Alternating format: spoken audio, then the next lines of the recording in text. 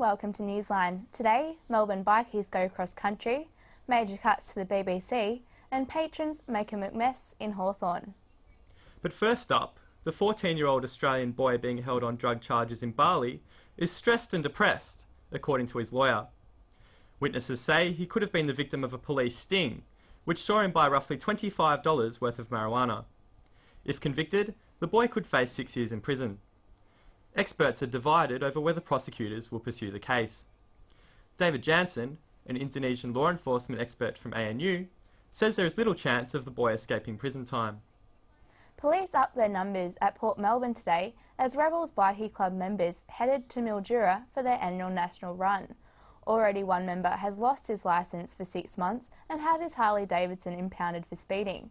Other members have been pulled over for alleged drug possession. Police are reassuring the residents of Mildura they'll be keeping a close eye on the rebels. And the Federal Education Department has come under fire for naming gays, lesbians and transsexuals as a new equity subgroup.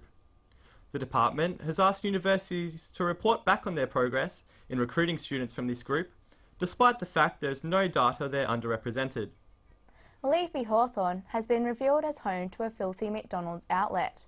Cleaners of the Glenfair Road McDonald's store say they're fed up with patrons leaving squash food and other rubbish behind them. The problem is compounded on Tuesday and Wednesday nights when patrons pour in from surrounding nightclubs. These big nights for the clubs also see patrons leaving their vomit outside the popular fast food restaurant. And the BBC is facing the biggest challenge in its 84-year history as it prepares to axe 2,000 jobs. The decision comes after the UK government put a freeze on television licence fees.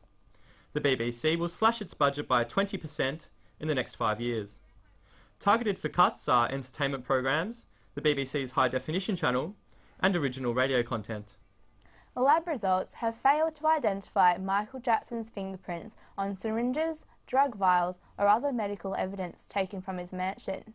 This latest evidence has been admitted in the manslaughter trial of the singer's doctor, Conrad Murray. While lawyers for Jackson's doctor argue the singer gave himself a fatal dose of a powerful anaesthetic, only a single fingerprint matching Murray's was found on a vial of the drug at Jackson's bedside. The trial continues. And now to sport with Anna Harrington. Melbourne Victory fans will finally see Harry Kewell in the flesh, with the star recruit set to start in tonight's A-League opener against Sydney FC at Etihad Stadium. Kewell will make his regular season debut alongside goalkeeper Ante Kovic, while fellow Socceroo Brett Emerton will line up for Sydney. In what is likely to be a heated clash of arch-rivals, Victory coach Mehmet Djurakovic has called on referee Peter Green to protect Kewell and Emerton from dirty tactics. To basketball, and Andrew Bogut will not play for the Sydney Kings this year after failing to ensure his $39 million NBA contract. The Milwaukee Bucks star last night pledged to Kings fans on Twitter he would play once he was insured, but the deal fell through. Bogut's transfer attempt was complicated by a serious hand and elbow injury he sustained playing against Toronto in April last year, with insurers unwilling to take any risks.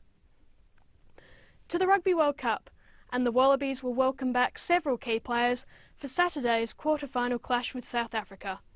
Star winger Digby Ioane returns from a broken thumb, and Pat McCabe will replace Berrick Barnes at centre after recovering from a dislocated shoulder. The Wallabies defeated the Springboks 14-6 back in August, but coach Robbie Deans says past results are irrelevant in his team's quest for a place in the tournament's Final Four. And that's all in sport. Thanks Anna, and now for the weather. Melbourne today reached a top of 20 and Geelong 19. The weekend promises a few showers clearing for Melbourne, with 21 tomorrow and 18 on Sunday. A possible shower or two for Geelong tomorrow and a top of 20.